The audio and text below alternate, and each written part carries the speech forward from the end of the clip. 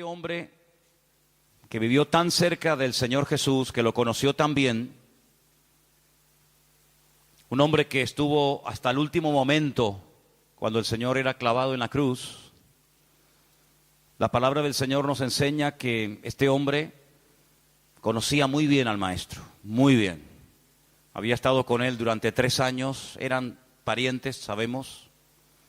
Un hombre que en ningún momento preguntó, ¿seré yo, Señor? ¿Se acuerdan? La última cena, cuando el Señor dice que alguien, uno de sus discípulos, le iba a traicionar. Él en ningún momento dice, ¿seré yo? Pedro sí lo preguntó, y Santiago, y Tomás, y Felipe. Pero él nunca dijo, ¿seré yo? Porque él sabía que él no iba a ser.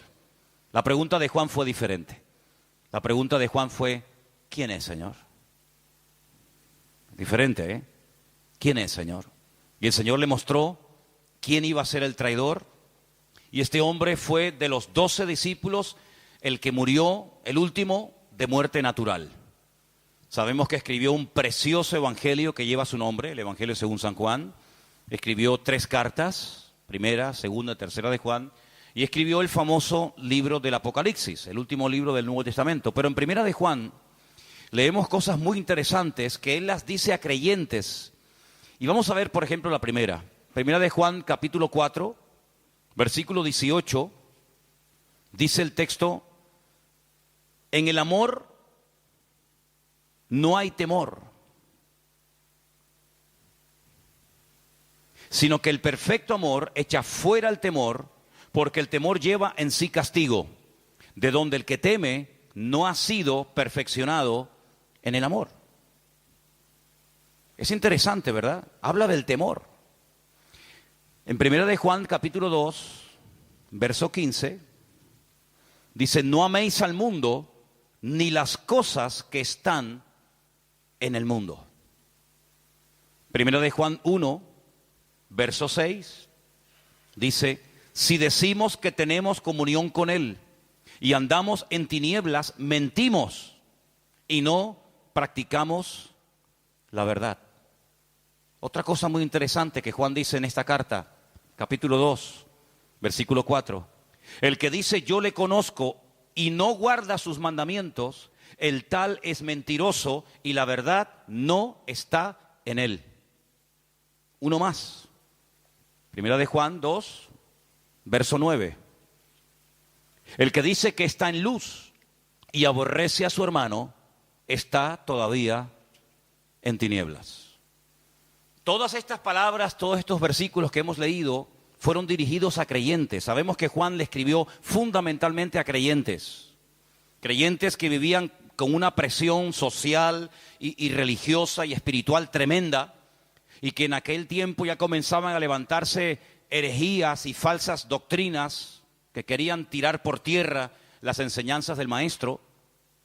Pero me llama la atención que él dice que en el perfecto amor no tiene que existir temor. Es decir, son dos cosas opuestas. Es como el sol y la luna, el día y la noche, la sal y el azúcar. Dice que en el perfecto amor no puede haber temor. Pero Juan da a entender como que hay creyentes que todavía siguen teniendo miedo. No debería de ser así, ¿verdad que no? Pero la cruda realidad es que hay creyentes que hoy en día viven y tienen miedo. Pero no me refiero miedo a cosas. Como decía el jueves aquí, ¿no? Johnny, que tenía miedo a algunas cosas o tuvo miedo a algunas cosas. Sino que lo peor en algunos casos es que hay creyentes que no solamente le tienen miedos a cosas, sino que le tienen miedo a personas. Hay gente que le tiene miedo al que le paga el sueldo, al patrón, al jefe. Hay gente que le tiene miedo al pastor. Ustedes no, ¿verdad? Hay niños que me tienen pánico. Claro, si les asustan a ustedes, madres, diciéndoles, pórtate bien que llamo al pastor, el niño cuando viene el pastor parece que viene el conde Drácula a comérselo, ¿verdad? Y los niños se transforman y se quedan quietos porque viene el pastor, viene el coco. Pero la Biblia nos enseña que un verdadero creyente no tiene que tener miedo de nada ni de nadie. ¿Cuántos dicen amén?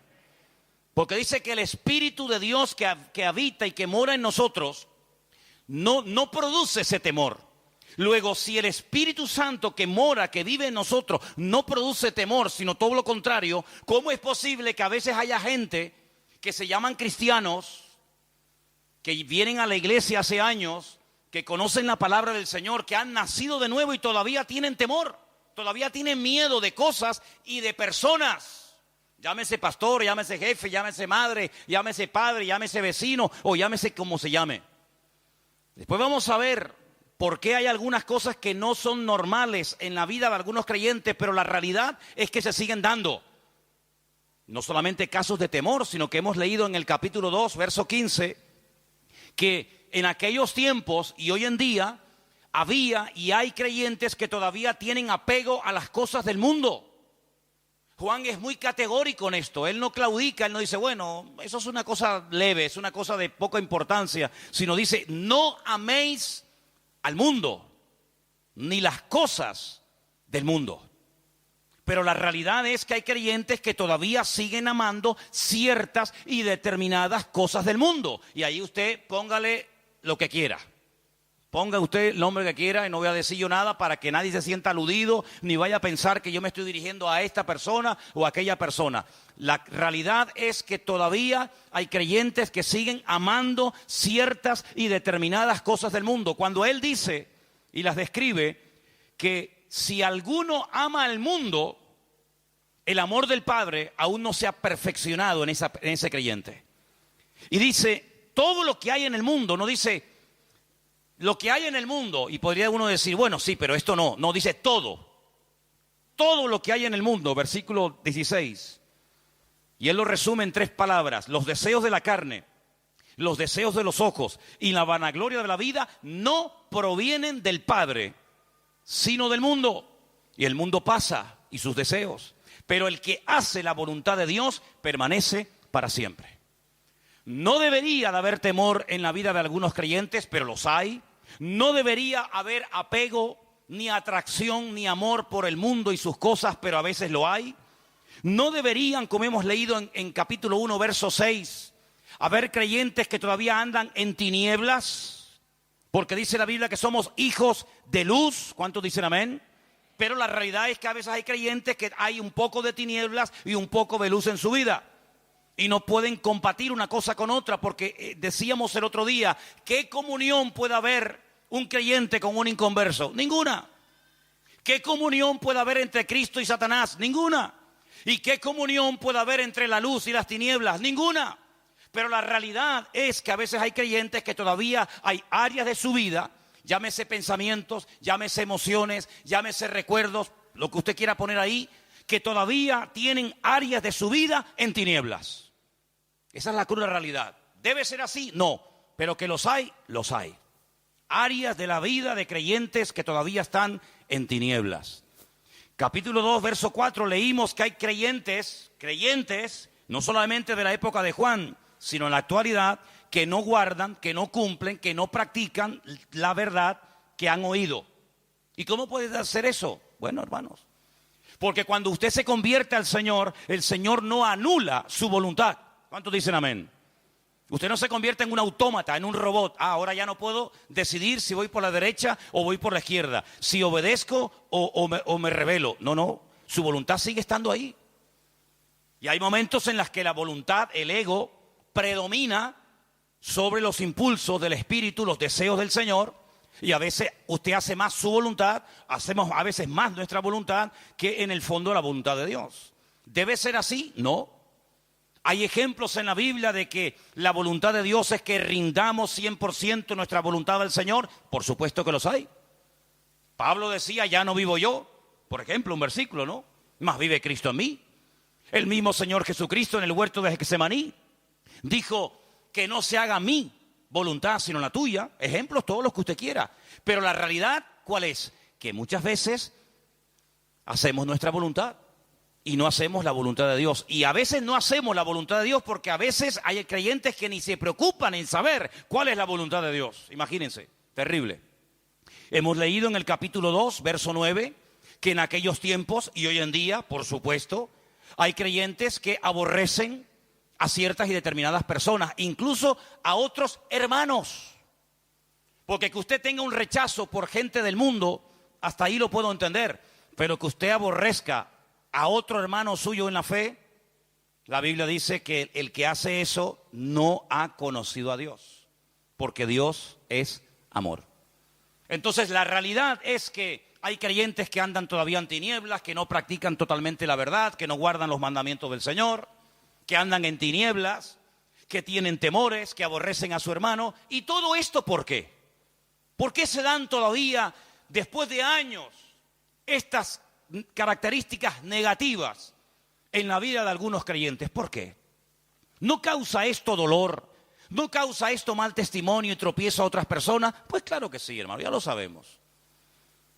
¿No piensan ustedes que cuando una persona dice que es creyente, los primeros que te observan son los más allegados a ti, llámese padre, madre, hermanos, vecinos, compañeros de trabajo, y basta que hagas una cosa mala, has hecho 100 buenas, pero no te dicen nada, no las reconocen.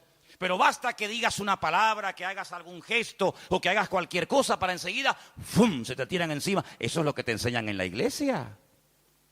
Y tú eres la cristiana. Ay, hermano, están con la escopeta cargada. 100 cosas buenas, nadie dice nada. Basta que contestes mal o que digas cualquier lamamina. Hasta tu propia madre, tu propio padre, un hermano en Cristo, que tenía que decir, bueno, hoy por ti, mañana por mí. No te preocupes que tendremos a más de uno recordándonos que en ese momento no actuamos correctamente, no dijimos lo que teníamos que haber dicho, miramos lo que no teníamos que haber mirado, etcétera, etcétera, etcétera. A veces hay creyentes que le hacen muchos favores al diablo, Yo me acuerdo que una vez una hermana dijo, hermano, no hace falta que me condene y me recuerde mis errores porque ya hay uno que me los recuerda continuamente. No hace falta que usted le ría la gracia al enemigo. Ya tenemos todos al acusador. Pero la pregunta es, ¿por qué en la vida de los creyentes todavía se pueden manifestar estas características malas de las cuales hemos hablado? Bueno, primero, tenemos que tener en cuenta lo siguiente. Una cosa es que nosotros hayamos nacido de nuevo y otra cosa es que estemos creciendo y madurando en el Señor. Son dos cosas completamente diferentes. Usted puede haber aceptado al Señor, entregado su vida a Él. Ahora tu nombre está escrito en el libro de la vida, eres un hijo de Dios. Pero eso no significa de que tú estés madurando, de que tú estés creciendo.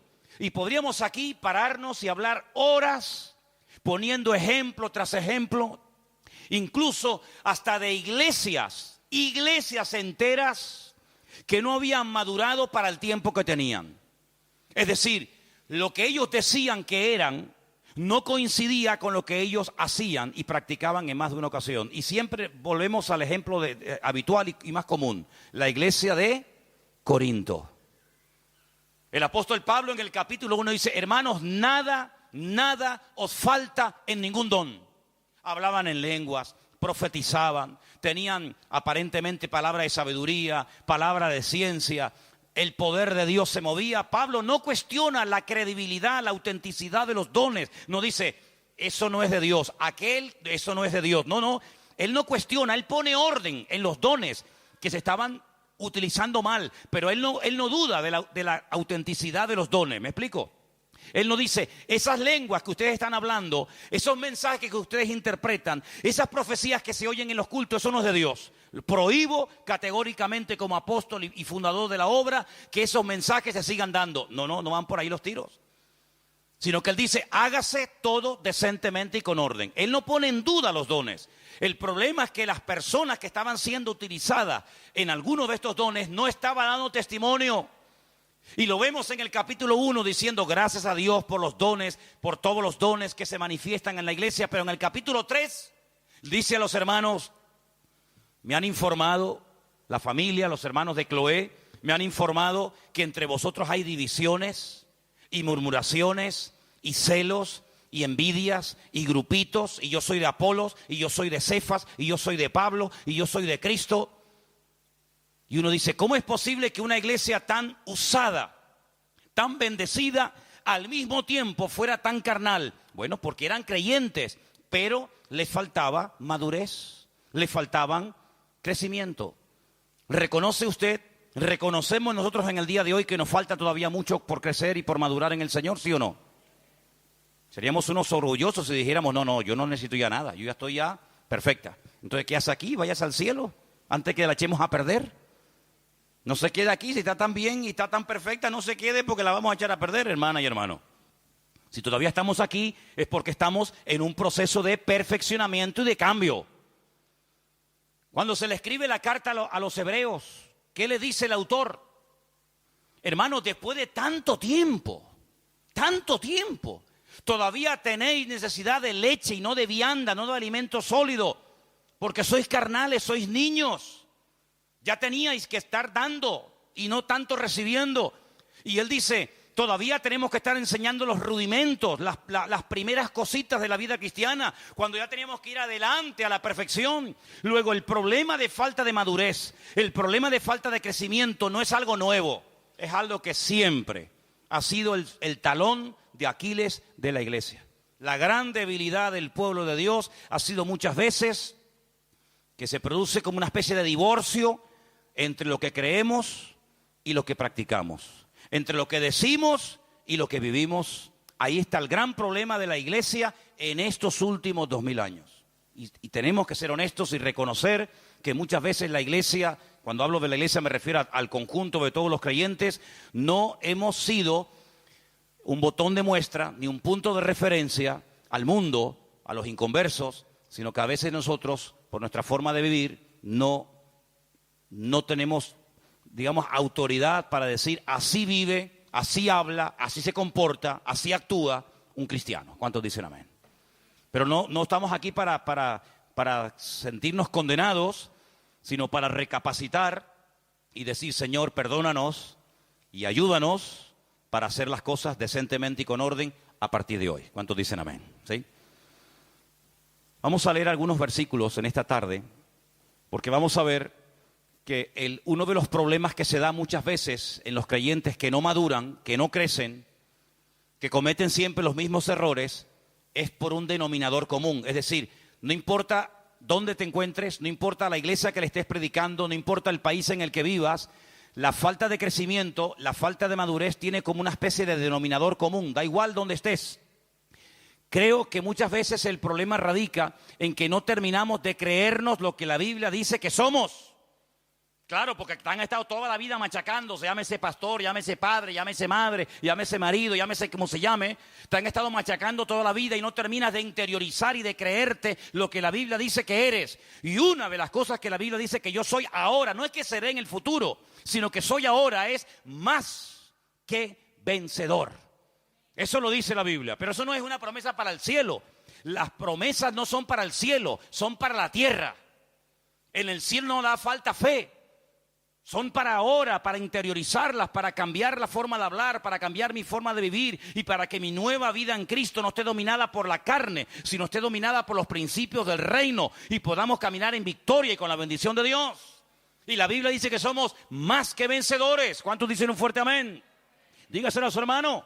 Hermanos, somos más que vencedores. Es una promesa nuestra, es una realidad del tiempo presente. Soy más que vencedor en Cristo Jesús.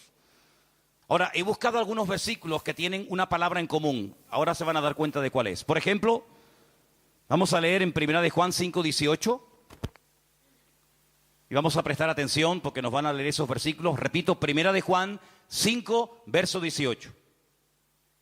Sabemos que todo aquel que ha nacido de Dios no practica el pecado, pues aquel que fue engendrado por Dios le guarda y el maligno no le toca. Eso es una promesa tremenda, eso es una bomba. ¿Cuántos dicen amén?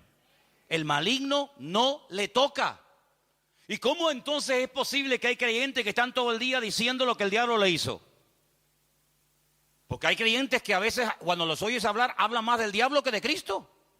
Es que el diablo me no sé qué, es que el diablo me tentó, es que el diablo me no sé qué, es que el diablo... Yo digo, nosotros así no hablamos. No es de la forma como hablamos los creyentes en el Señor y menos los miembros de Vida Nueva. Nosotros no estamos haciéndole propaganda al enemigo, lo que me hizo, porque la Biblia dice que el maligno tiene la orden de parte del Señor de no tocarnos. ¿Cuántos dicen amén? Ay, pero entonces hay creyentes que caen y tropiezan y pecan. Porque se habrán separado del Señor, porque habrán bajado la guardia, porque no andan conectados con la fuente. Pero si usted está conectado al Señor, si usted ora cada día, si usted hace la voluntad de Dios, si usted no le da lugar al diablo, el diablo no puede tocarlo. Porque la Biblia dice que mayor es el que está en nosotros que el que viene contra nosotros. Entonces, cuando usted ve por ahí a un creyente que no anda correctamente, que anda torcido, que da mal testimonio, dice, porque bajó la guardia, porque la Biblia dice, no deis lugar al diablo. Y cuando usted le da lugar, él lo toma. Pero la promesa del Señor es que si usted está agarrado a la fuente, agarrado al Señor y a su palabra, el maligno no le toca. ¿Cuántos dicen amén? Diga conmigo, el maligno no me puede tocar, porque el Señor está conmigo. Dígalo otra vez, el maligno, el diablo, no me puede tocar, porque el Señor está conmigo. Así es, interiorice y practique y diga esa verdad, porque lo que creemos tiene que salir por la boca. Así de claro, dice que con el corazón se cree para justicia, ¿sí? Pero con la boca se confiesa que salvación. Hay que confesar lo que tenemos aquí adentro, que salga por la boca, que el diablo lo oiga. El diablo no lee los pensamientos, el diablo no sabe lo que usted está pensando en su mente, en su corazón, pero suéltelo por la boca para que él lo oiga y tiemble y salga corriendo en el nombre de Jesús. Primera de Pedro 1:5, mire qué versículo tan tremendo. ¿Qué dice? Que sois guardados por el poder de Dios mediante la fe, para alcanzar la salvación que está preparada para ser manifestada en el tiempo postrero. La palabra que usted va a escuchar en estos versículos que van a estar leyendo ahora es la palabra guardados. Protegidos. El maligno no nos puede tocar porque estamos guardados, protegidos por el Señor. Ahora dice que la fe que Dios nos ha dado nos guarda. Es como una muralla que nos protege de los ataques del enemigo. Porque dice la Biblia que la fe es el escudo. ¿Sí o no? Efesios capítulo 6. Sobre todo, tomad el escudo de la fe. ¿Para qué? El mismo versículo lo dice. Para que podáis apagar todos los dardos de fuego del maligno. Cuando usted baja el escudo, ahí le golpea al diablo. Pues no lo baje, no lo levante, no lo tumbe, levántelo y proclame la fe que tiene, proclame las promesas del Señor. Y dice que la fe que Dios le ha dado nos ayuda a combatir, nos ayuda a contrarrestar los ataques del maligno y nos guarda del maligno y nos protege. Judas, la carta de Judas que está antes del libro de Apocalipsis, es una carta muy chiquita. Solamente tiene versículos, no tiene ni un capítulo. Vamos a leer 2 versículos, el 1 y el 24 de Judas. 1, Judas 24 también. Judas, siervo de Jesucristo y hermano de Jacobo, a los llamados, santificados en Dios Padre y guardados en Jesucristo. ¿Guardados en quién estamos guardados? Jesucristo. ¿En quién estamos guardados, escondidos? ¿En quién? En Jesucristo. Amigo. Cuando usted quiere guardar algo, pero algo de valor, ¿dónde lo pone? No lo diga porque si lo dice ya no tiene gracia. Pero las cosas de valor se guardan en lugares seguros. Y cuando la gente tiene algo que ya vale mucho, a veces hay gente que va a un banco y alquilan una cajita de esas de seguridad y guardan las joyas o guardan lo que sea en un lugar seguro. Bueno, ¿dónde nos ha guardado Dios a nosotros? En Cristo. Dice que nos ha metido en Cristo, nos ha guardado en el Señor, nos ha guardado en nuestro Dios, para que el maligno no se pueda meter con nosotros. ¿Qué te parece, amigo? Guardados en Cristo. ¿Usted cree que el diablo nos va a sacar de Cristo? ¿Usted cree que el maligno puede venir y sacarnos de Cristo cuando Cristo que dice que está escondido con Cristo en Dios? Imposible. Estamos guardados sobrenaturalmente por la mano del Señor. Y el último texto, Apocalipsis 3:10. Escuche este versículo, es muy bueno y muy actual. Por cuanto has guardado la palabra de mi paciencia, yo también te guardaré de la hora de prueba que ha de venir sobre el mundo entero para probar a los que moran sobre la tierra. Si usted guarda, si usted cumple, si usted practica la palabra de Dios, el Señor se compromete a guardarlo y a protegerlo a usted en paz y en seguridad. Eso dice la Biblia. Es algo recíproco. Usted cumple la palabra, el Señor cumple la suya. Usted guarda los mandamientos del Señor, el Señor le guarda a usted. Luego, en estos versículos que hemos leído, la palabra en común es guardar, guardar, guardar, proteger, con toda seguridad, con la garantía de que el Señor nos va a proteger y nos va a guardar. Por eso, cuando hemos leído los primeros versículos de creyentes que tienen temor, creyentes que no practican la verdad, creyentes que no guardan la palabra, que viven en tinieblas, creyentes que aborrecen a su hermano, es porque no están bien delante de Dios. Porque cuando una persona está bien delante de Dios, se nota. ¿Cuántos dicen amén? El otro día cuando fuimos a ver al hospital a nuestra hermana Carolina, Una de las cosas que a mí particularmente me llamó la atención de todo lo que nos dijo es, cuando oran por mí, al momento lo noto. Así nos dijo, ¿verdad? Y así nos enseñaba los pelos de punta. Cuando oran por mí, al momento lo noto. Bueno, yo puedo decir que cuando yo he salido de viaje, cuando ustedes han orado por mí, yo también lo noto. Pero no se pongan tontitos ni orgullosos, porque también les digo que cuando no oran, también lo noto. Les digo las dos cosas. Cuando ustedes oran por mí, yo lo noto. Pero cuando no oran, también lo noto. Así que si me quieren ver bien, oren por mí, porque ustedes van a ser los primeros en darse cuenta si están orando o no están orando. De hecho, hay personas hoy en día en las congregaciones que no son muy espirituales, no son gente muy comprometida, no llevan una vida totalmente como tienen que llevarla, pero hay tanta gente orando por ese muchacho, hay tanta gente orando por ese chico, hay tanta gente orando por esa familia que se mantiene, pero gracias a las oraciones, gracias a que lo están apuntalando con las oraciones, pero hermano, no dependa de las oraciones de los demás, de las del pastor, de papá, de mamá, sino dependa usted de su propia relación con Dios. Porque puede ser que un día la persona que ora por ti se olvidó, estaba ocupado o se murió. Pero eso no significa de que tú te vas a caer. ¿Por qué? Porque usted ha aprendido a agarrarse de la mano del Señor. Porque dice una de las promesas más hermosas de la Biblia: yo te sostendré por tu mano derecha de modo que no caigas. Sino que no tienes que tener temor de nada ni de nadie en esta vida. ¿Cuántos dicen amén? Ahora, buscaba un ejemplo en la Biblia de guardar, algo que se guardó con seguridad, algo que se ocultó.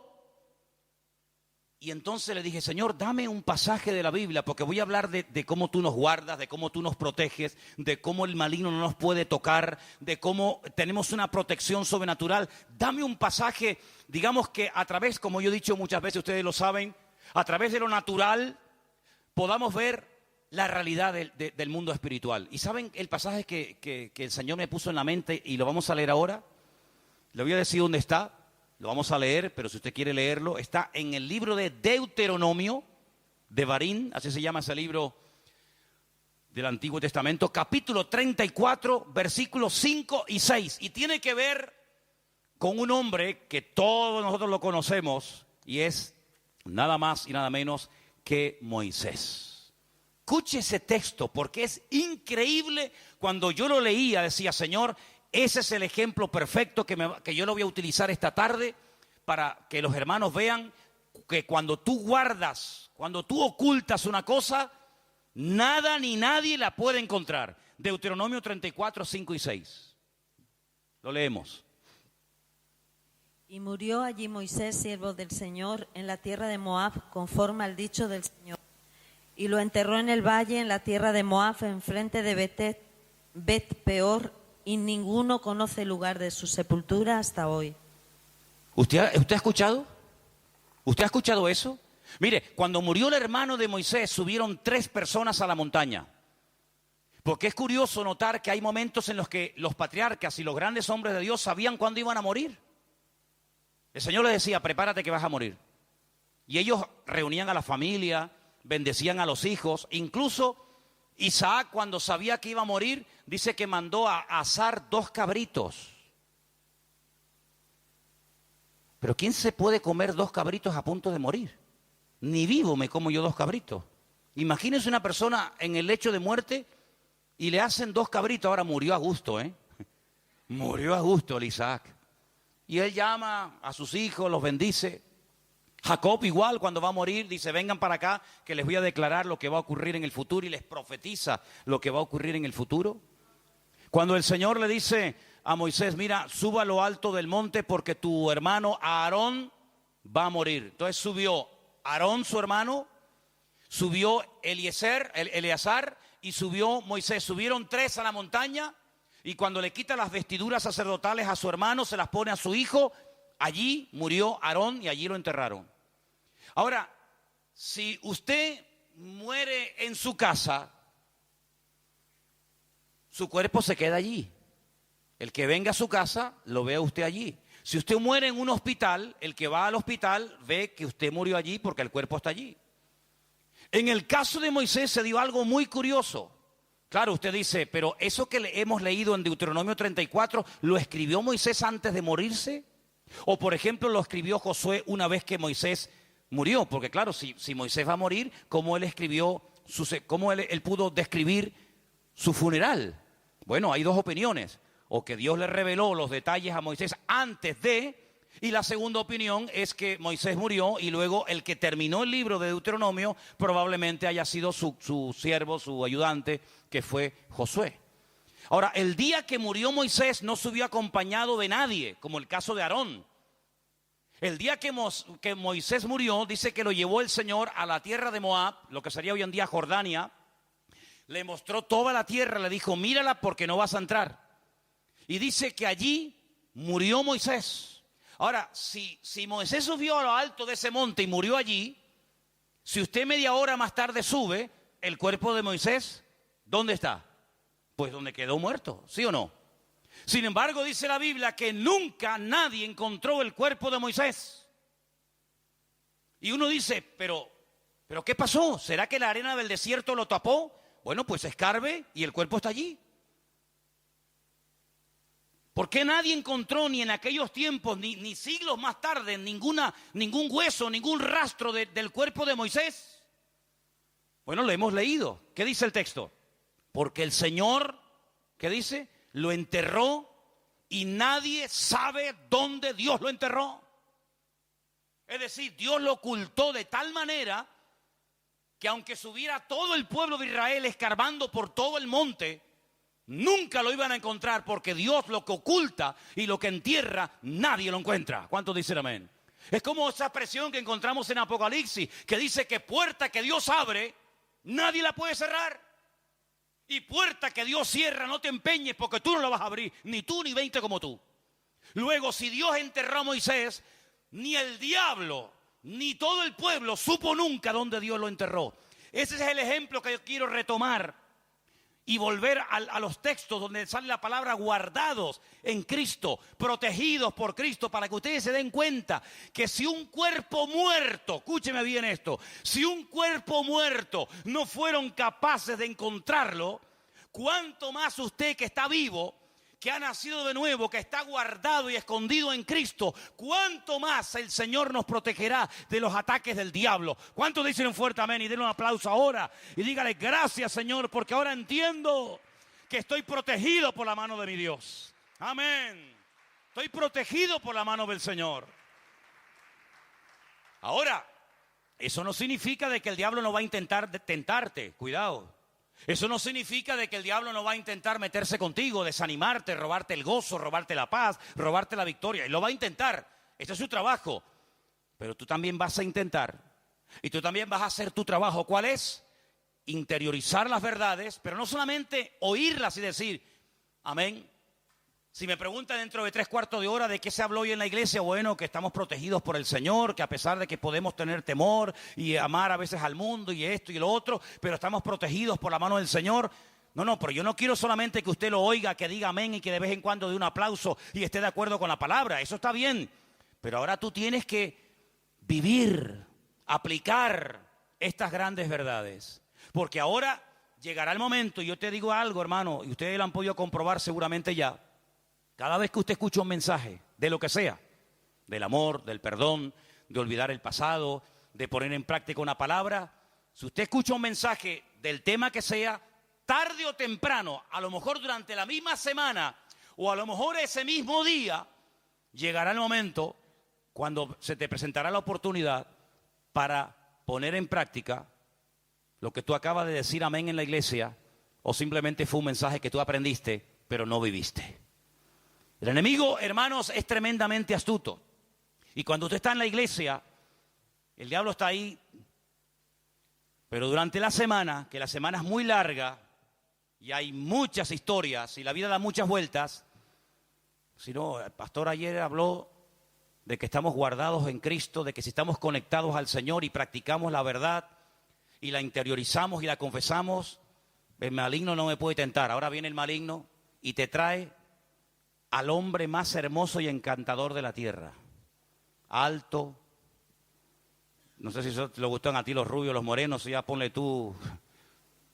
Con dinero, con un buen coche, cariñoso, Si tienes un hijo o una hija, va a ser el más cariñoso con ese niño, aunque después no le importa un pepino, pero ay, qué niño más hermoso. Después le va a molestar hasta cuando el niño dice, pero ahora es hermoso. Ahora llega el momento de la verdad.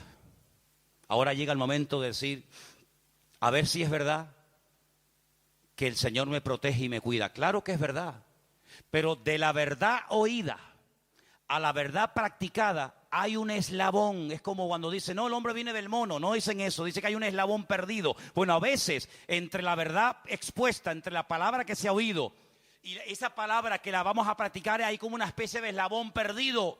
¿Y cuál es ese eslabón perdido? La falta de práctica, de manifestar en la práctica la verdad que acabo de escuchar.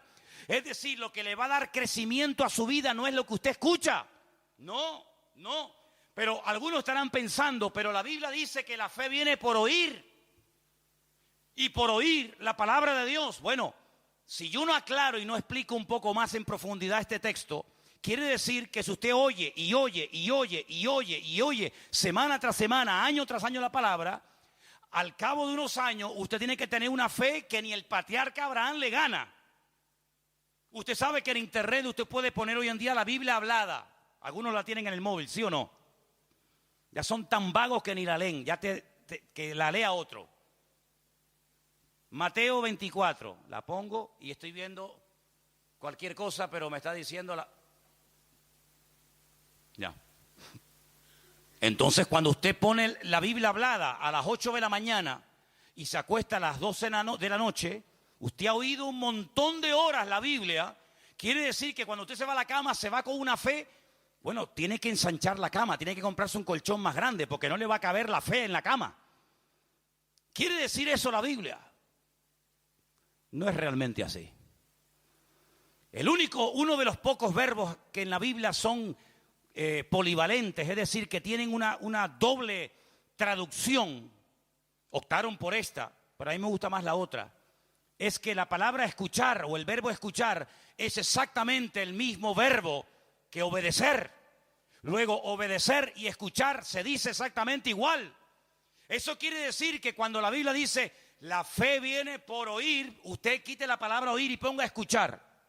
O ponga la palabra obedecer, que es mejor todavía. La fe viene por obedecer la palabra de Dios. Es no solamente oír, porque oír no cuesta nada.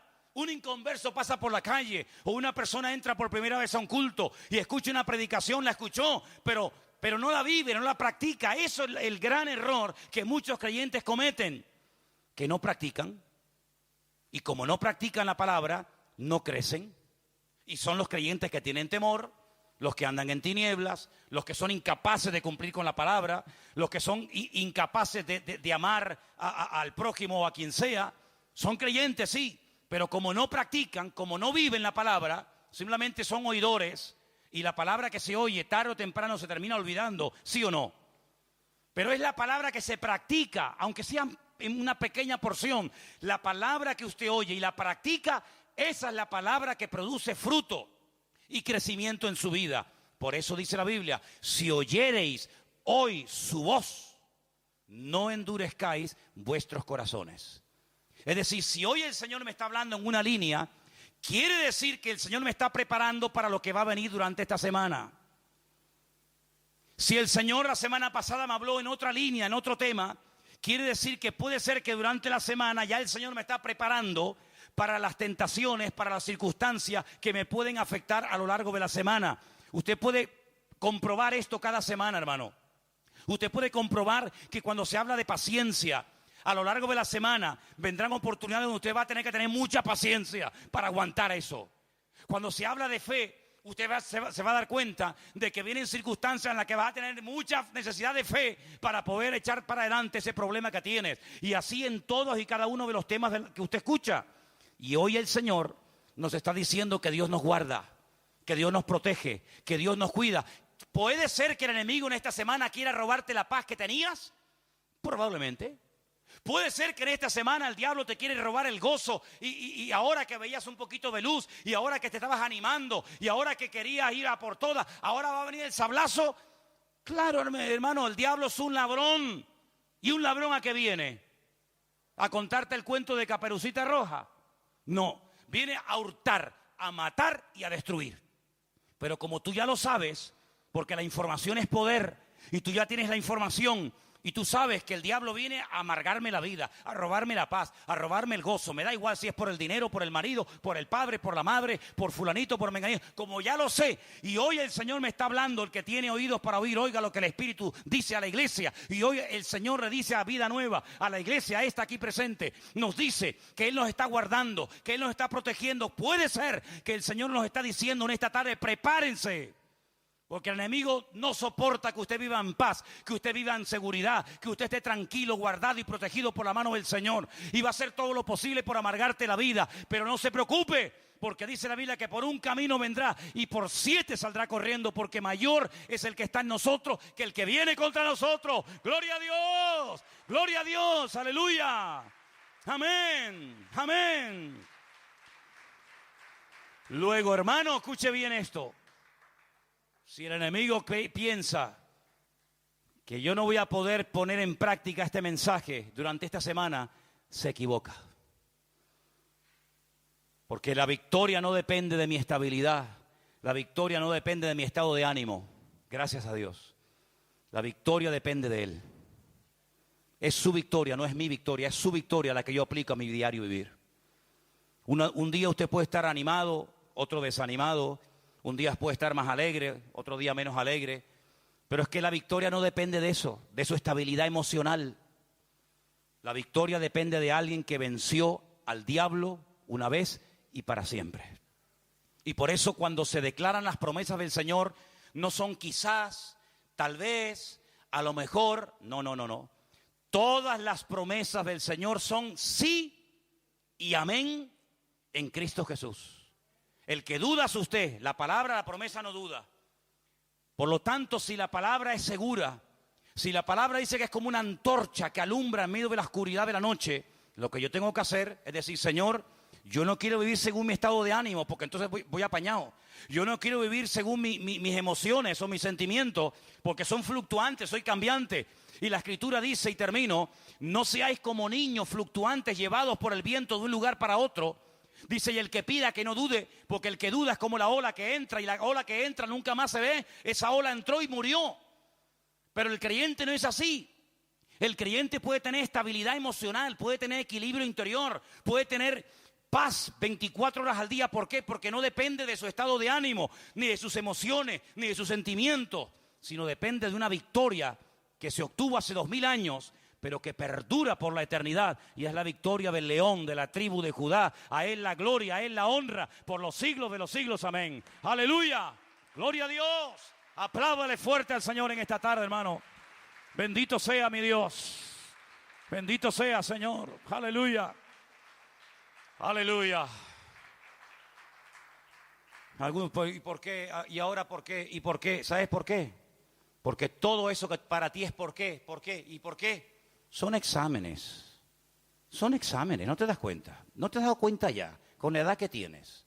¿Y ahora por qué me dice que me van a echar el trabajo?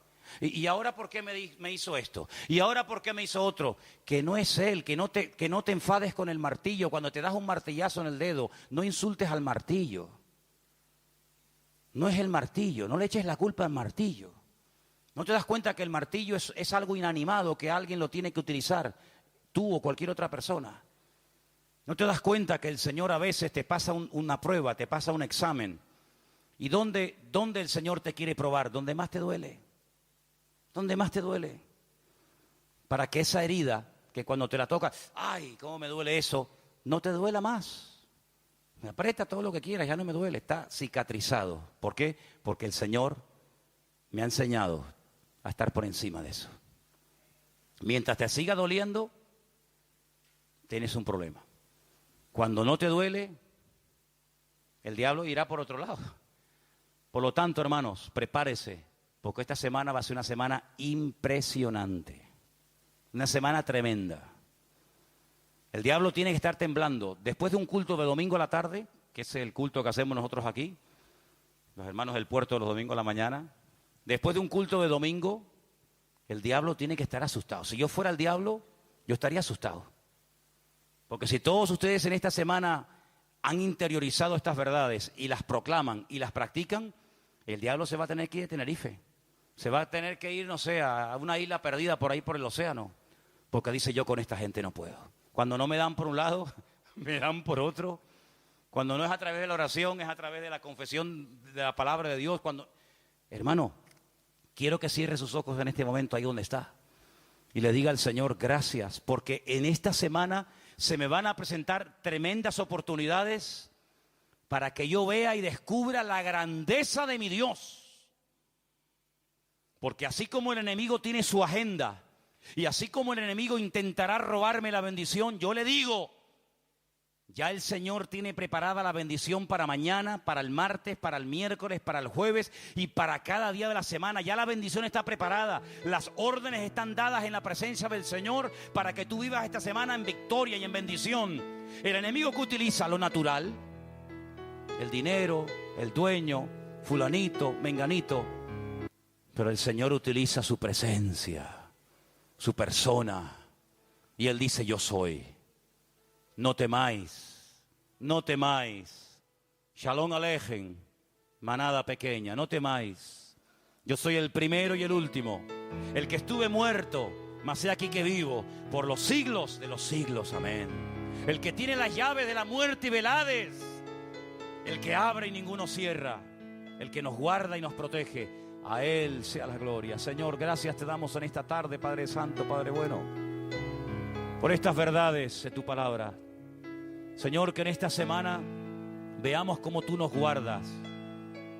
Que en esta semana veamos cómo tú nos provees, cómo tú nos guías, cómo tú nos ayudas, Señor. Señor, serán 7 días de oportunidad tras oportunidad. Es una escuela, la vida es una escuela que tú utilizas para derramar tu gloria y tu presencia en mi vida. Ayúdame, Señor, a estar atento, a recordar la palabra que hoy he oído.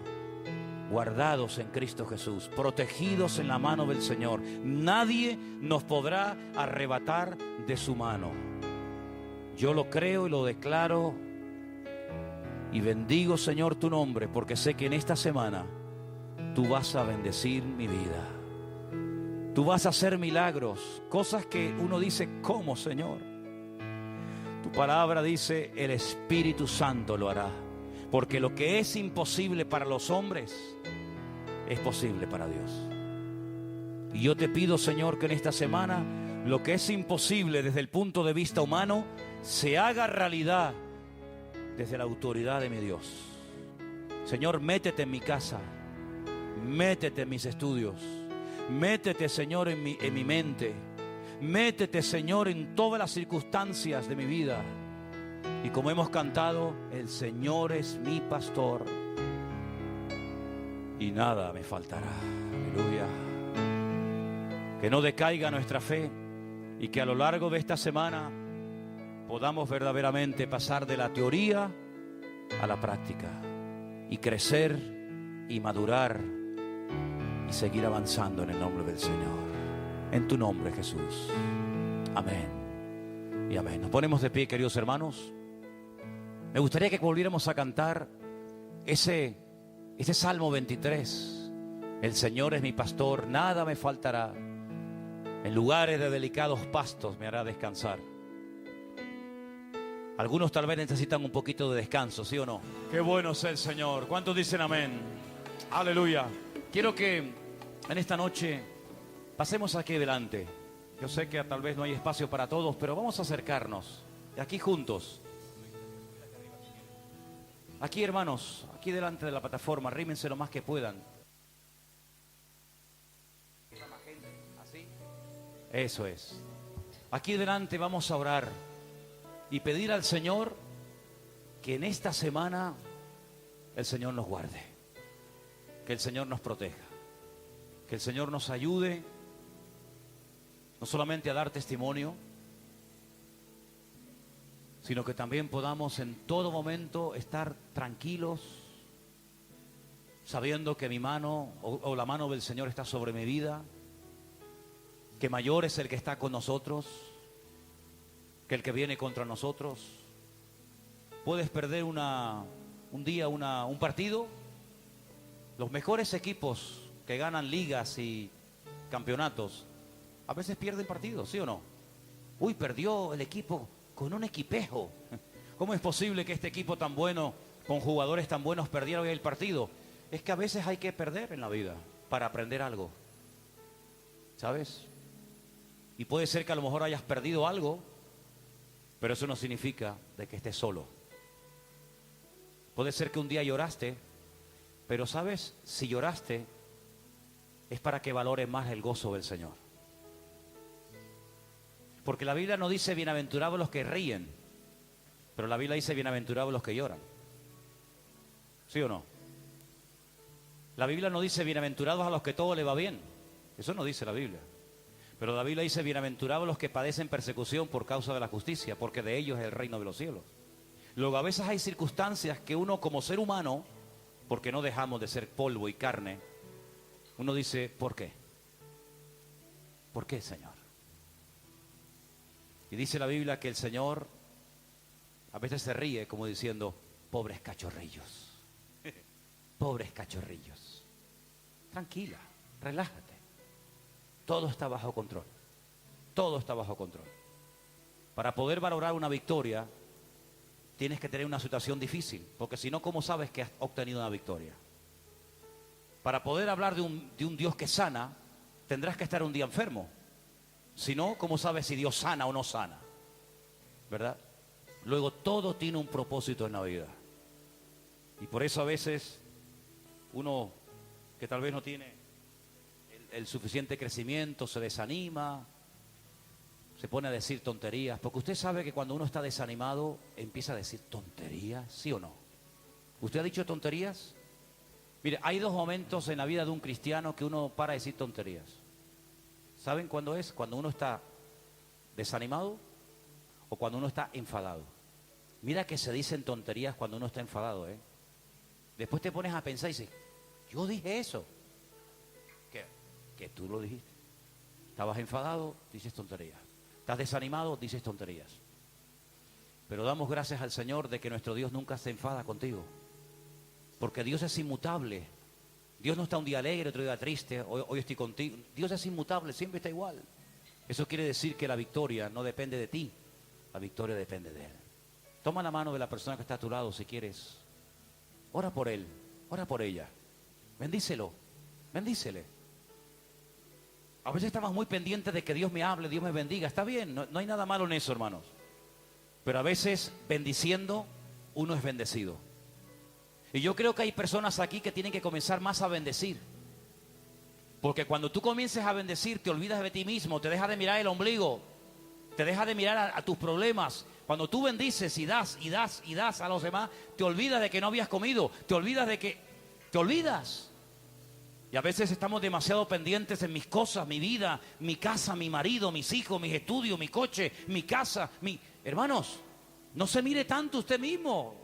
No estás en esta vida para mirarte a ti, estamos en esta vida para hacer la voluntad de Dios. Así que bendiga al que está a su lado. Señor, diga, Señor, bendiga a mi hermana, su familia, su casa, sus hijos, su trabajo, sus estudios, si los tuviera. Bendigo, Señor. Bendigo en el nombre de Jesús. Y lo que tú me has dado lo comparto, Señor. Porque dando se recibe. Y porque para recibir hay que dar. Padre, en el nombre de Jesús nos bendecimos los unos a los otros en esta noche. Y declaramos que el Señor es nuestro pastor. Y que nada nos faltará. Oramos por los hermanos aquí presentes y por los que verán este culto desde muchas naciones del mundo. Oramos por nuestro hermano Adolfo y su esposa, los hermanos que nos están viendo en Israel. Oramos por nuestro hermano Adán en Estados Unidos.